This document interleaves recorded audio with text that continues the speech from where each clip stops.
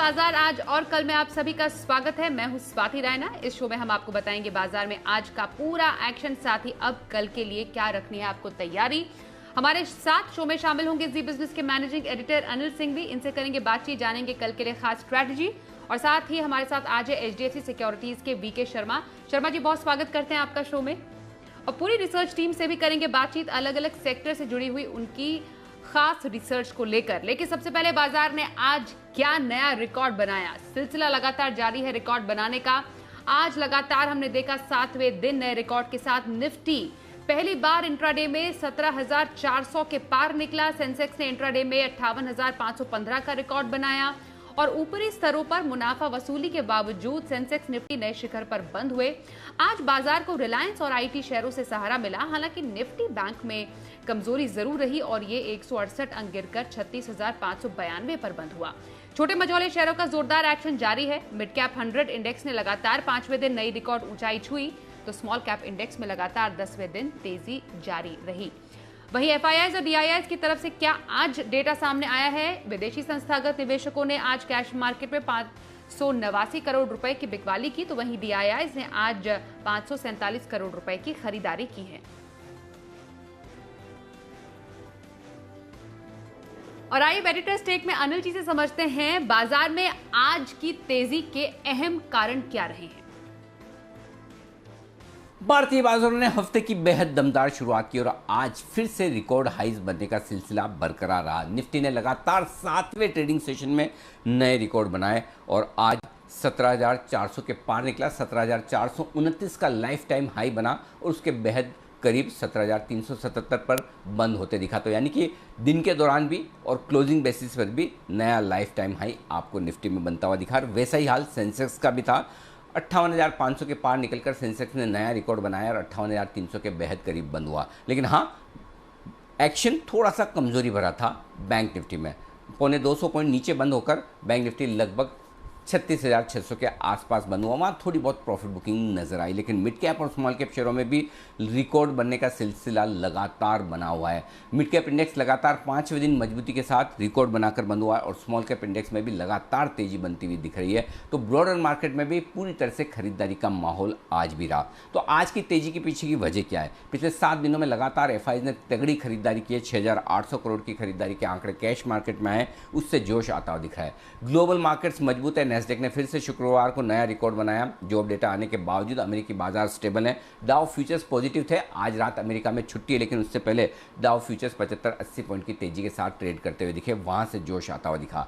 भारतीय बाजारों का मोमेंटम बेहद स्ट्रॉन्ग है। हर रोज नए हाइज बनते हुए दिख रहे हैं। तकनीकी तौर पर हर निचले स्तरों पर खरीदारी का सपोर्ट मिलता हुआ दिख रहा है और ब्रॉडर मार्केट में फिर से तेजी लौटने से ट्रेडर्स का मूड माहौल काफी बेहतर होता हुआ दिख रहा है। मिड कैप और स्मॉल कैप शेयरों में जो तेजी आती दिख रही है, इससे काफी कुछ रिलीफ ट्रेडर्स को मिलती हुई दिख रही है। तो ये सारे कारण हैं जिनके चलते हुए भारतीय बाजारों ने आज फिर से हफ्ते की दमदार शुरुआत की। तो बाजार में आज का हाल समझा हमने। अब कल के लिए खास स्ट्रैटेजी भी जानेंगे अनिल जी से, लेकिन उससे पहले आप सेक्टर स्पेसिफिक जरा एक्शन भी जान लेते हैं। वरुण दुबे हमारे साथ। वरुण, जरा बताएं आज की इस तेजी में कौन से शेयर चढ़े और कहां पर सुस्ती रही। देखिए, भारतीय बाजारों में लगातार रिकॉर्ड का सिलसिला जो है वो आज भी जारी रहा है और भारतीय बाजार जब खुले थे, निफ्टी जब 17,400 के ऊपर खुला था, तो कहीं ना कहीं मोमेंटम जो है वो भारतीय बाजारों में इंटैक्ट है। और सिर्फ निफ्टी नहीं, बल्कि अगर आप mid cap small cap stocks देखेंगे तो वहाँ भी अच्छी खासी तेजी देखने मिल रही है। इसके काफ़ी सारे कारण हैं। एक तो ग्लोबल रीजन भी है। अगर आप देखेंगे तो US में जो जॉब्स का डेटा आया, अनुमान से कम जॉब्स जुड़े हैं। इसका US के इकोनॉमी पे तो इम्पैक्ट होगा, लेकिन याद रखिए इमर्जिंग मार्केट पे बड़ा इम्पैक्ट होगा, क्योंकि इसके चलते माना यह जा रहा है कि US जो टेपरिंग करने वाला था वो शायद और आगे बढ़ा दे। तो इसका इम्पैक्ट आपने अक्रॉस एशिया देखा और अक्रॉस एशियन मार्केट्स तेजी देखने मिली और भारतीय बाजारों में भी इसका एक बहुत बड़ा असर देखा गया। इसके अलावा अगर आप देखेंगे तो भारतीय बाजारों में जो खबरें आ रही है, भले वो रिलायंस इंडस्ट्रीज को लेके हो, भले वो बाकी किसी सरकारी कंपनी को लेके हो, वो काफ़ी अच्छी है, उसका भी असर देखने मिला। निफ्टी में सबसे ज़्यादा सपोर्ट अगर किसी ने किया है तो वो IT काउंटर्स ने किया है और विप्रो आज का टॉप गेनर था। लाइफ हाई पे काउंटर ट्रेड कर रहा है। इसके अलावा रिलायंस इंडस्ट्रीज खबरों के चलते यहाँ पे भी अच्छी खासी तेजी देखने मिली। लाइफ हाई पे ये भी ट्रेड कर रहा है। आयशा मोटर्स, ग्रासिम जैसे काउंटर्स पे अच्छी खासी तेजी देखी गई। इसके अलावा FNO में अगर आप देखेंगे तो इंडिया मार्ट, यहाँ लगातार तेजी देखने मिल रही है। IRCTC 3,000 के ऊपर अब ये काउंटर ट्रेड कर रहा है। एस्कॉर्ट्स फिर से तेजी में आ चुका है और IEX में अच्छे खासे गेंस देखने मिल रहे हैं। वहीं कैश में रियल एस्टेट काउंटर में अच्छी खासी तेजी थी। प्रेस्टीज एस्टेट को आप देख लीजिए, वेल्सपन इंडिया में बेहतरीन तेजी देखी गई। बजाज इलेक्ट्रिकल, जितने भी कंज्यूमर ड्यूरेबल स्टॉक्स है वहां पे अच्छी खासी तेजी देखने मिली और कैप्लिन पॉइंट में भी अच्छे खासे गेंस थे। हमारे चैनल पे जो टॉप कॉल्स दिए गए उसमें स्पेंसर रिटेल था, जय कॉप, डेल्टा कॉप, पीवीआर जैसे काउंटर्स में आपको खरीदारी की सलाह दी गई और यहाँ देखिए गजब की तेजी देखने मिली है। खबरों के चलते आज एल्यूमिनियम काउंटर्स में अच्छी खासी तेजी देखी गई, क्योंकि जो ओवरऑल एल्यूमिनियम की कीमतें हैं उसमें बढ़ोतरी देखी गई। इसके नैल्को में देखिए बेहतरीन तेजी थी। लिबर्टी शूज में खबरों के चलते अच्छी खासी तेजी थी। आईटीडीसी जो होटल अशोका को लेके खबर आई उसका असर देखने मिला। और एनएमडीसी देखिए इन्होंने जो दाम घटाए हैं उसके चलते इस काउंटर में आज गिरावट देखी गई। इसके अलावा जहां गिरावट थी उसमें काफी हद तक ऑयल एंड गैस क्षेत्र की कंपनी थी। आईओसी को आप देख लीजिए, ये निफ्टी का टॉप लूजर था। इसके अलावा इंडसइंड बैंक, बैंकिंग स्पेस जो है वो थोड़ा दबाव में है। आईसीआईसीआई लोम्बार्ड, एचएल में दबाव था। Shriram city, Ujjivan, HPCL, Adani power, ये वो तमाम ऐसे काउंटर्स है जहां पे दबाव देखने मिला। लेकिन ओवरऑल अगर आप देखेंगे तो एक बेहतरीन ट्रेडिंग सेशन जो है आज भारतीय बाजारों के लिए फिर से एक बार देखने मिला है और लाइफ हाई का जो सिलसिला है बाजार का वो अभी भी कायम है। बिल्कुल, और अब आज के खास एक्सपर्ट शर्मा जी का रुख कर लेते हैं। सर, आज के बाजार पर आपकी राय? रिकॉर्ड तेजी लगातार जारी है, साथ ही कल के लिए कौन सी खास पिक आप बताएंगे इंट्राडे पिक के तौर पर, और हफ्ते भर का नजरिया कहां पर रखा जा सकता है? जी, स्वाति जी, बाजार में जो लगातार तेजी है वो जारी है और जारी रहेगी। बीच में उतार चढ़ाव आते रहेंगे लेकिन वो लेने के मौके होंगे। अब अगर मैं इंट्राडे में देखूं तो एक स्टॉक, मुझे अगर मैं कोई ऐसा स्टॉक ढूंढता हूं जो 2 या 3% आज बढ़ गया हो तो कल वो ऊपर खुले और उसको लेने के बाद भी पैसे मिले, ऐसा कम लगता है। तो मैं ऐसा कोई स्टॉक ढूंढता हूं जो सुस्त रहा हो, कई दिनों से सुस्त हो और शायद बढ़ने की आशा हो। स्टॉप लॉस के साथ इसको देखें तो आपको बेहतर रिटर्न मिल सकते हैं। तो कल के लिए अगर हम देखें तो 865 पर आप सेंचुरी टेक्सटाइल्स ले सकते हैं। उसमें स्टॉप लॉस रखें 850 रुपये का और आपका टारगेट रहेगा 889 रुपये। इसको ध्यान रखिए और इस स्टॉप लॉस अगर स्टॉक ऊपर जाए तो उसको ऊपर बढ़ाते रहिए। दूसरा जो स्टॉक है वो अगर मुझे एक हफ्ते भर की पोजीशन के लिए चुनना हो तो आज मैं वो स्टॉक चुनूंगा, क्योंकि हफ्ते भर की पोजीशन है, जो आज थोड़ा गिरा हो और लेकिन लॉन्ग टर्म ट्रेंड अच्छा हो। तो उसके अंदर नाम आता है ब्लू डार्ट का। ये कोरियर कंपनी है, अच्छा कर रही है, मल्टीनेशनल है और जैसे जैसे इकोनॉमी और खुलती जाती है इसका परफॉर्मेंस और इसका बिजनेस दोनों बढ़ेंगे। तो यहाँ पे पोजिशनल ट्रेड के लिए ये 6180 पे लिया जा सकता है। ये स्टॉक 5900 का रहेगा स्टॉप लॉस और 6675 यानी कि यहाँ से करीब 8% ऊपर टारगेट रहेगा। ध्यान रखिए, अगर 4 या 5 सेशन में इसका नहीं होता है तो ये ऑप्शन नहीं है, स्टॉप लॉस है, आप इसको कैरी फॉरवर्ड कर सकते हैं, लेकिन स्टॉप लॉस को ऊपर रखना बहुत आवश्यक है कि लगातार उसको ऊपर बढ़ाते रहिए। सेंचुरी टेक्सटाइल्स में इंट्राडे पिक शर्मा जी की राय और ब्लू डार्ट एक्सप्रेस में हफ्ते भर का नजरिया रखने की सलाह है। वीके शर्मा जी की बातचीत जारी रहेगी आज के खास मेहमान से। कुछ और खबरों का भी रुख कर लेते हैं जो दिन भर आज फोकस में रही। खासतौर पर अफ्रीकी देश गिनी में तख्ता पलट से हमने देखा है मेटल सेक्टर में काफी ज्यादा फोकस है। क्या खास है इस सेक्टर में, जरा समझते हैं। कुशल गुप्ता हमारे साथ है। कुशल, जरा बताएं इस पॉलिटिकल अपहीवल की वजह से मेटल सेक्टर में किस तरीके का इम्पैक्ट नजर आ रहा है? जी, तो आज बड़े फोकस में मेटल शेयरों में हमें देखने को मिला। तो कहीं ना कहीं इसका जो रुझान है वो क्लियर कट नाल्को, जहां पर 7% की तेजी बनी, हिंडाल्को में भी 2.5% का अच्छा उछाल देखने को मिला और वेदांता भी एक्शन में आता हुआ नजर आया। इसकी सबसे बड़ी वजह बनी जो वेस्ट अफ्रीका में कंट्री है गाइनिया, वहां पर तख्ता पलट होता हुआ दिखा है, जहां पर मिलिट्री शासन जो है लागू अब हो चुका है। दुनिया का दूसरा सबसे बड़ा बॉक्साइट उत्पादक है और ये एक्सपोर्टर देश है। तो डेफिनेटली जो एल्यूमिनियम बनाने के लिए बॉक्साइट का इस्तेमाल होता है उसकी सप्लाई पर असर पड़ेगा। और यहाँ पर स्पेसिफिकली आप ऑलरेडी देख रहे हैं कि जो एल्यूमिनियम की कीमतें हैं 13 साल की ऊंचाई पर कारोबार करते हुए नजर आ रहे हैं। तो यहाँ पर हिंडाल्को जो करीब 83% एल्यूमिनियम से आय इनकी आती है और नाल्को भी पीछे नहीं है, करीब 56% रेवेन्यू इनका भी जो है इससे आता हुआ दिखता है। NMDC, Tata steel, SAIL, JSW steel और साथ ही जीएसपीएल भी फोकस में रहे थे आज, क्योंकि एनएमडीसी ने 1000 रुपये प्रति टन से अपनी कीमतें घटाई हैं। तो डेफिनेटली इसका जो पॉजिटिव इम्पैक्ट है वो कहीं ना कहीं जो स्टील कंपनियां हैं जो मैन्युफैक्चर करती हैं उनके लिए काफ़ी पॉजिटिव खबर है ये। और डार्लिन कमोडिटी एक्सचेंज पर रिकॉर्ड स्तरों से आयरन ओर की कीमतें जो है अब 36% नीचे हैं। तो इनके लिए काफ़ी पॉजिटिव खबर है और इस वजह से कहीं ना कहीं इंटायर मेटल पैक जो था आज फोकस में था।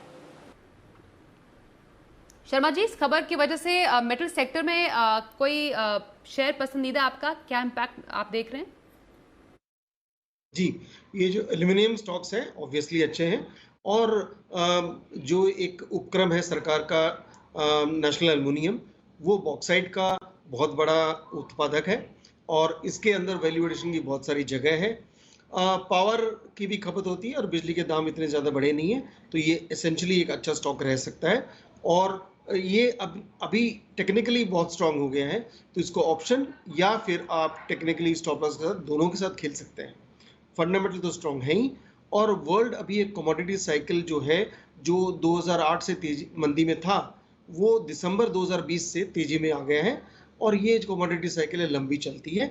इसके तहत आप पोजीशन अभी आप ट्रेडिंग पोजीशन ले सकते हैं, पर लंबी लेनी हो तो आप लंबी भी ले सकते हैं, लेकिन वो उसमें आपको ध्यान रखना पड़ेगा कि आपको साइकिल खत्म होने से पहले निकलना भी पड़ेगा। ओके सर, चलिए, तो मेटल स्पेस की बात हुई। आगे रियल्टी स्पेस से ओबेरॉय रियल्टी में हमने देखा आज 7% की जोरदार तेजी रही। एक महीने में शेयर 15% और 6 महीने में 50% उछल चुका है। मानसी दवे के पास पूरी डिटेल्स है। मानसी, जरा बताएं ओबेरॉय रियल्टी में उछाल की और वजहें क्या है? जी बिल्कुल, देखिए ओबेरॉय रियल्टी में दमदार तेजी देखने को मिल रही है। वैसे तो रियल एस्टेट स्पेस में ही शानदार प्रदर्शन है, लेकिन उसमें भी जो चुनिंदा स्टॉक्स हैं, कंपनियां हैं जो आउट परफॉर्म कर रही हैं, उसमें से एक ओबेरॉय रियल्टी है। कंपनी ने एक महीने में करीब 15% के रिटर्न्स दिए हैं और 6 महीने में 50% तक की तेजी देखने को मिल चुकी है। कंपनी के मजबूत कंस्ट्रक्शन की पाइपलाइन है। अब तक मुंबई में करीब 11.89 मिलियन स्क्वायर फुट के 42 प्रोजेक्ट लॉन्च कर चुकी है कंपनी। मुंबई की जानी मानी रियल एस्टेट कंपनी मानी जाती है। वहीं आने वाले दिनों में 45.31 मिलियन स्क्वायर फुट की मजबूत प्रोडक्ट पाइपलाइन की भी तैयारी है कंपनी की।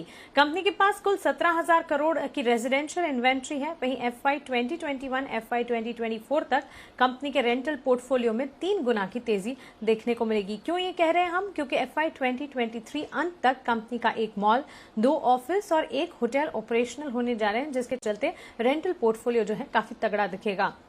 त्योहारी सीजन अब आ रही है और जैसे जैसे दिवाली, क्रिसमस वगैरह आएंगे, रेजिडेंशियल रियल एस्टेट की मांग और ज्यादा बढ़ती हुई दिखेगी, तो आने वाले दिनों में भी सेल्स बुकिंग में बढ़त की पूरी उम्मीद है। कंपनी के लिए सबसे फायदेमंद क्या है? मजबूत बैलेंस शीट, कर्ज मुक्त स्टेटस और तगड़ा रेंटल पोर्टफोलियो। वहीं कंपनी की मजबूत पकड़ रेजिडेंशियल ऑफिस स्पेस में है, रियल एस्टेट में तो है ही, रिटेल और हॉस्पिटैलिटी में भी कंपनी का जाना माना नाम है। तो कई सारे तेजी के ट्रिगर्स जिसके चलते ओबेरॉय रियल्टी तेजी देख रहा है और आने वाले दिनों में भी अच्छी तेजी के पूरे अनुमान है। शुक्रिया मानसी पूरी डिटेल्स देने के लिए। आगे बढ़ते हैं और इनफैक्ट M&M फाइनेंस में भी आज काफी अच्छी खासी तेजी देखने को मिली है। क्या वजह रही, जरा समझते हैं पूरी खबर डिटेल में देवांशी आशर से। देवांशी, जरा बताएं M&M फाइनेंस में तेजी क्यों? जी बिल्कुल, आप देखिए महिंद्रा एंड महिंद्रा फाइनेंस के स्टॉक में आज करीब 2.5% तक की तेजी देखने मिली है। दरअसल कंपनी ने अपने अगस्त महीने के मंथली अपडेट्स जारी कर दिए हैं और वो काफ़ी पॉजिटिव हैं और इसी के चलते आज आपको उछाल देखने मिला। 2 अहम बातें थी मंथली अपडेट्स में। सबसे पहले कंपनी के जो डिस्बर्समेंट्स हैं उसमें लगातार सुधार देखने मिल रहा है और साथ ही इनकी जो कलेक्शन एफिशिएंसी है उसमें भी लगातार गेन्स आते हुए दिख रहे हैं और इसी के चलते आपने देखा कि आज उछाल देखने मिला है। सबसे पहले आप देखिए कंपनी की जो मंथली डिस्बर्समेंट्स हैं उसमें 57% तक की ग्रोथ देखने मिली है। 2150 करोड़ पर डिस्बर्समेंट्स पहुंचे हैं। इसके साथ ही जो कलेक्शन एफिशिएंसी है उसमें भी 95% से बढ़कर 97% पर कलेक्शन एफिशिएंसी पहुंचती हुई दिखी है। डिस्बर्समेंट्स की अगर हम बात करें तो लगातार पिछले 2 महीने से डिस्बर्समेंट्स 2000 करोड़ के ऊपर रहे हैं, जो कि पहली तिमाही के जो डिस्बर्समेंट्स थे उससे काफ़ी बेहतर हैं और धीरे धीरे अब प्री कोविड लेवल्स के स्तर पर भी पहुंचने का अनुमान लगाया जा रहा है। दूसरी तरफ आप देखिए कंपनी के जो कैश फ्लोज हैं उसमें काफ़ी अच्छी बढ़त देखने मिल सकती है और दूसरी तरफ कलेक्शन एफिशिएंसी में भी हमने देखा पिछले महीने 95% पर पहुंचती हुई दिखी थी, वहां से बढ़कर 97% पर कलेक्शन एफिशिएंसी आई है। और साथ ही एनालिस्ट का ये भी मानना है कि आने वाले समय में प्री कोविड स्तर पर जो ग्रॉस एनपीएज, नेट एनपीएज हैं वो भी पहुँचते हुए दिखेंगे। तो इन ऑल फायदा मिलता हुआ दिखेगा कंपनी को। CLA से काफ़ी पॉजिटिव है। इनका कहना है कि खरीदारी करके चलना चाहिए स्टॉक पर और जो लक्ष्य है उन्होंने 180 से बढ़ाकर 210 का दे दिया है। जो ओवरऑल FY 23 के अर्निंग एस्टिमेट है वो 4 से 9% तक बढ़ाने की बात कर रहे हैं। साथ ही इनका अहम पॉइंट ये है कि जो प्रोविजंस कंपनी ने करके रखे हैं, जो एक्सेस प्रोविजनिंग्स हैं, वो आने वाले समय में रिवर्स हो सकते हैं और इसी के चलते कंपनी का जो मुनाफा है वो बढ़ता हुआ दिख सकता है। Q2 में रिजल्ट्स बेहतर रह सकते हैं और इसी के चलते CLSA काफ़ी पॉजिटिव है और आज 2.5% तक की मजबूती के साथ स्टॉक ट्रेड करता हुआ दिखा। चलिए, M&M फाइनेंस में तेजी की वजह हमने जानी, आगे बढ़ते हैं और ऑप्शन की स्ट्रैटेजी भी समझते हैं शर्मा जी का ऑप्शन में।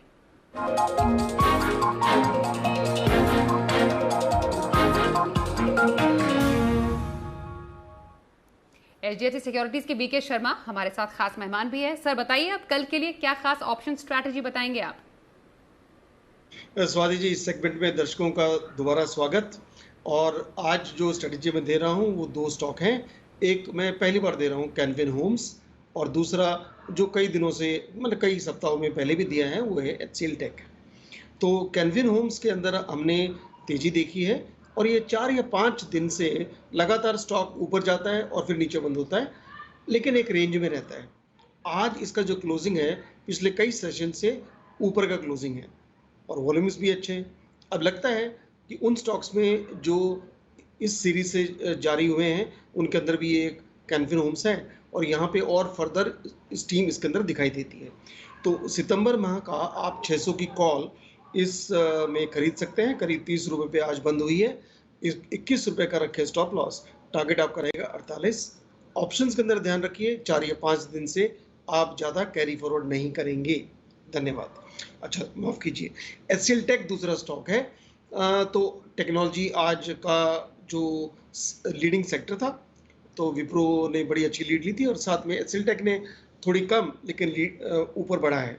तो यहाँ पे मेरी सलाह कि 1220 रुपये का स्ट्राइक प्राइस HCL टेक के अंदर, 28 रुपये पे ऑप्शन आप इसको खरीदें, 18 रुपये रहेगा स्टॉप लॉस और टारगेट आपका रहेगा 43 रुपये। ऑब्वियसली आप स्टॉप लॉस को ऊपर बढ़ाते रहेंगे।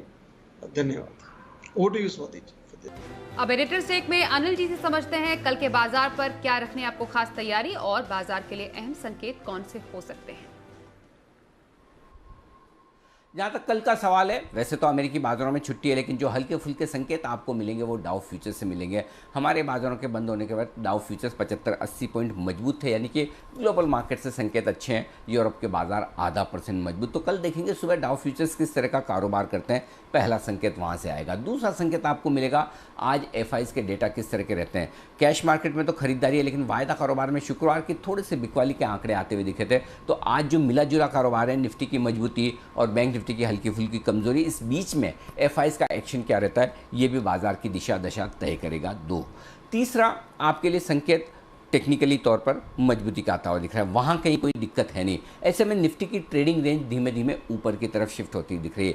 तुरंत 17,325 17,300 17,325 आपके लिए सपोर्ट रेंज है, ये आसानी से नहीं टूटने वाली है। और इसके नीचे आए तो 17,200 250 की रेंज में स्ट्रॉन्ग बाय जोन निफ्टी के लिए बनता हुआ नजर आ रहा है ये कल के लिए। ऊपरी स्तरों पर एक बार 17,425 के पार निकल कर टिके तो 17,500 तक की तैयारी निफ्टी की होती हुई दिख रही है, ये साफ तौर पर डेटा में नजर आ रहा है। अब आइए बैंक निफ्टी, जहाँ हल्की सी कमजोरी रही। बैंक निफ्टी के लिए रेंज बहुत क्लियर कट है, 36,200 37,000, 400 पॉइंट नीचे 400 पॉइंट ऊपर, बीचों बीच में बंद हुआ है 36,600 पर। तुरंत सपोर्ट 36,400 के आसपास और तुरंत रुकावट 36,800 के आसपास। तो बैंक निफ्टी दिशा की तलाश में। मीडियम टर्म ट्रेंड देखेंगे तो मजबूती का है, पिछले 1-2 दिनों से देखेंगे तो हल्की फुल्की प्रॉफिट बुकिंग। तो सपोर्ट लेवल के आसपास बैंक निफ्टी में खरीदारी का मौका बनेगा और वो होगा 36,400 के आसपास। और पहले ऊपर आ गया 36,800 37,000 के आसपास, तो वहाँ हल्की फुल्की प्रॉफिट बुकिंग होगी। निफ्टी को बचाने के लिए, मजबूत रखने के लिए कहीं कहीं से सपोर्ट आ रहा है। मसलन आज मेटल्स, रिलायंस, उसके अलावा IT शेयरों से तेजी बन गई और वहाँ पर अच्छी खरीदारी हो गई। तो कहीं कहीं से कोई सेक्टर मजबूती के साथ निफ्टी को सपोर्ट दे रहा है। तो निफ्टी में कहीं कोई समस्या है नहीं। बैंक निफ्टी हल्का फुल्का थोड़ा सा वक्त बिताने के मूड में है। मिड कैप और स्मॉल कैप शेयरों में एक्शन भरपूर है, जबरदस्त तेजी है और वो कल भी आगे बढ़ने की पूरी संभावना है। चलिए, मार्केट का हाल जाना, अब आगे बढ़ते हैं, देखते हैं कल का ऑप्शन।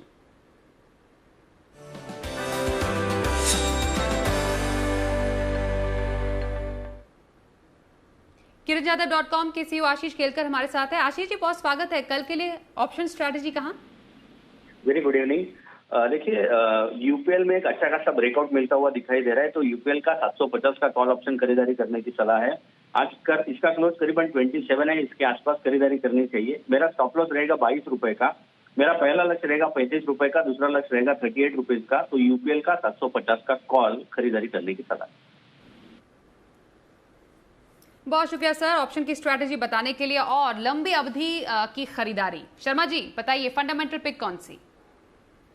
जी, लंबी अवधि की खरीदारी करनी चाहिए आपको उस सेक्टर में जो आजकल धड़ल्ले से चल रहा है और आगे भी चलेगा, वो है हॉस्पिटल सेक्टर।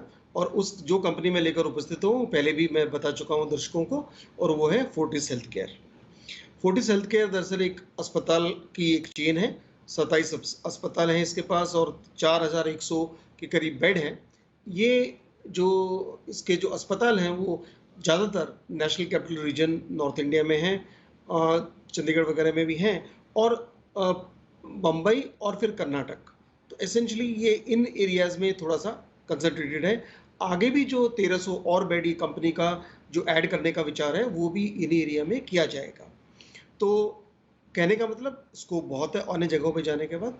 और इसके पास अस्पताल चेन के अलावा इसके पास एक सब्सिडरी है SRL डायग्नोस्टिक, जो देश की अभी इन्होंने जो केरला में जो एक कंपनी खरीदी उसके चलते हुए ये अब देश के number 2 in terms of number of centres बन गए हैं डायग्नोस्टिक चेन के अंदर।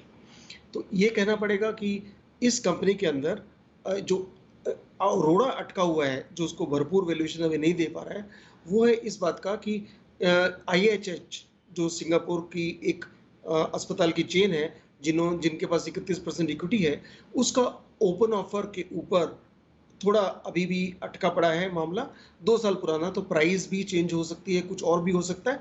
तो जब वो ओपन ऑफर निपटेगा तब जाके ये अपना पूरी तरह से ये कंपनी अपना स्वरूप को जो उसको जाना है, जो जिस लेवल पे वहाँ पे जा पाएगी। फिलहाल आप ये समझिए कि 283 रुपये पे स्टॉक कोट करता है, अभी लीजिए। 265 तक आता है तो और ऐड कर सकते हैं। करंट भाव से आपके जो रिटर्न है 330 के ऊपर, वो समझता हूँ कि 16.6% का आपको रिटर्न मिलेंगे। और अगर आप नीचे तक एवरेज करते हैं तो आपके रिटर्न करीब 20% से ऊपर हो सकते हैं। तो ये जो लेवल्स हैं, मैं करीब 6 महीने से 1 साल के अंदर आप ये लेवल देख पाएंगे, ऐसा मुझे मानना है। नमस्कार और जय हिंद। लंबी अवधि की खरीदारी फोर्टिस हेल्थ केयर में करने की सलाह वीके शर्मा जी की। बहुत शुक्रिया सर शो में शामिल हुए। आज के शो में बस इतना ही, पर देखते रहिए जी बिजनेस।